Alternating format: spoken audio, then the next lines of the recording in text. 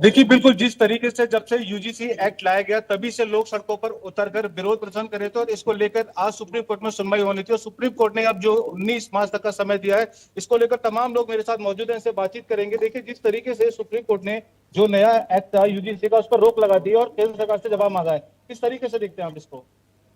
सत्य की जीत हुई है और सुप्रीम कोर्ट ने स्पष्ट कहा है कि जो भी नियम है वो अस्पष्ट है, स्पष्ट नहीं है और केंद्र सरकार को नोटिस जारी किया है। इस बात को लेकर सभी वर्गों में खुशी का माहौल है और सुप्रीम कोर्ट का हम धन्यवाद करा करते हैं कि सुप्रीम कोर्ट ने अच्छा निर्णय दिया, स्टे लगाया। और भी तमाम लोग हैं, बातचीत करते हैं। सर, जिस तरीके से सुप्रीम कोर्ट ने जो यूजीसी पे जो नया कानून था उसको रीचेक करने के लिए बोला गया और समय दिया गया सरकार को, तो कैसे देखते हैं इसे? ये शर्म की बात यह है कि जो काम सरकार को स्वयं संज्ञान लेकर करना चाहिए था, वो उस काम को सुप्रीम कोर्ट को करना पड़ा। आप किस मुंह से सवर्णों के वोट लेने जाएंगे? अपने भाजपाई होने पर या भाजपा की मानसिकता होने पर इससे ज्यादा अफसोस हमें कभी नहीं होगा। सवर्ण समाज चीख चीख कर रह गया, मगर मोदी जी आपके मुंह से एक आवाज नहीं निकली। शर्म का विषय है, खेद का विषय है, लेकिन सर्व समाज की आज जीत हुई है और हिंदुओं को एकमुक्त करने की जो आप बातें करते हैं कि सभी हिंदू एक मस्त हो जाए, हिंदू आपस में बटे नहीं और आपके कारनामे हिंदुओं को बांटने वाले हैं, तो आगामी आप अपनी राजनीति की जो आपकी परिदशा है उस पर आपको गहन चिंतन करने की आवश्यकता है। देखिए जिस तरीके से कोर्ट द्वारा रोक लगाई गई है इस पर और अभी समय दिया गया, तो इस पूरे कानून को रिव्यू करने के लिए समय मिला है, किस तरीके से देखते हैं, क्या सरकार का निर्णय हो सकता है? ये सुप्रीम कोर्ट ने जो रोक लगाई है वो स्वागत योग्य है। कमियां तो उसमें पहले से ही थी, लेकिन ड्राफ्ट करने वाले की मेरी ये समझ में नहीं आता वो पढ़ा लिखा भी था कि नहीं। पहली बात तो सवर्ण को जन्मजात अपराधी मान लिया इस कानून में, जबकि ऐसा है नहीं। क्या सवर्णों का जाति उत्पीड़न नहीं होता? तिलक तराजू और तलवार इनको मारो जूते चार। और सेक्शन 3C में जब आप एक्सक्लूड कर रहे हो जनरल कैटेगरी को, क्यों भैया? ओबीसी को आपने ऐड कर लिया, तो कैटेगरी वाइज आप सामाजिक समरसता खत्म कर रहे हैं। दूसरे, तो जब सीआरपीसी बनी थी तब ये प्रावधान था कि कोई झूठी एफआईआर लिखाएगा तो 182 सीआरपीसी में कार्रवाई होगी, लेकिन ये तो उससे एक कदम आगे निकल गए।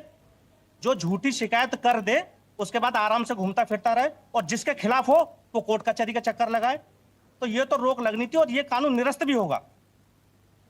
देखिए सच्ची बिल्कुल, ये जो लोग हैं इनका साफ तौर पर कहना है कि पहले तो जरूरत ही नहीं थी इस तरह के कानून लाने की और जब जो काम सरकार को करना चाहिए था वो कहीं ना कहीं कोर्ट द्वारा किया जा रहा है, तो ऐसे में लोगों को थोड़ा सा प्रोत्साहन तो मिल रहा है कि कहीं ना कहीं इस कानून है इस पे रद्द होना चाहिए जिस तरीके से, क्योंकि अवेंडेंट की बात भी जब हमने की। देखिए जिस तरीके से आप कह रहे हैं कि समय मिला है, केंद्र सरकार इसमें रिव्यू करके कुछ अवेंडेंट करती है तो उसमें स्वागत हो गया।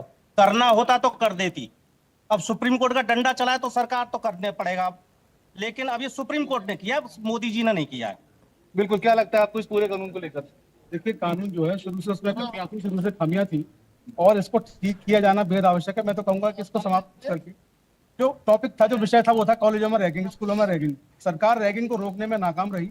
सरकार ने स्कूल कॉलेजों में जो छात्रों को जो बांटने की जो राजनीति यहाँ पे की वो गलत की। इस पूरी कमेटी में 30 जो सांसद जो थे सांसद 30, उस 30 सांसदों में 16 सांसद जो थे भाजपा के थे, जिनमें ब्रजभूषण शरण सिंह और दिल्ली की जो मंत्री है स्वराज, सुषमा स्वराज की बेटी बांसुरी स्वराज, सुप्रीम कोर्ट की एडवोकेट भी हैं। ऐसे तमाम 16 सांसद भाजपा के थे, तो कैसे कह दिया जाए कि भाजपा की इसमें मंशा नहीं थी? भाजपा कह के निकल जाती है कि सुप्रीम कोर्ट का ऑर्डर है। ठीक है, सुप्रीम कोर्ट का ऑर्डर है, लेकिन भाजपा के सांसद शामिल थे। देखिए साक्षी, बिल्कुल इनका साफ तौर पर कहना कहीं ना कहीं सरकार की जो मंशा थी, कहीं ना कहीं वो सवर्णों के जो बच्चे हैं उनके खिलाफ एक साजिश थी और इनका साफ तौर पर कहना है कि कानून को रद्द होना चाहिए, अमेंडमेंट से इसका काम नहीं चलने वाला है। बहुत धन्यवाद प्रदीप पुंडीर आपका विस्तार से बताने के लिए, इस बड़ी खबर के बारे में अपडेट देने के लिए। और इसी बड़ी खबर के साथ बुलेटिन में इतना ही। आप देखते रहे इंडिया न्यूज उत्तर प्रदेश उत्तराखंड।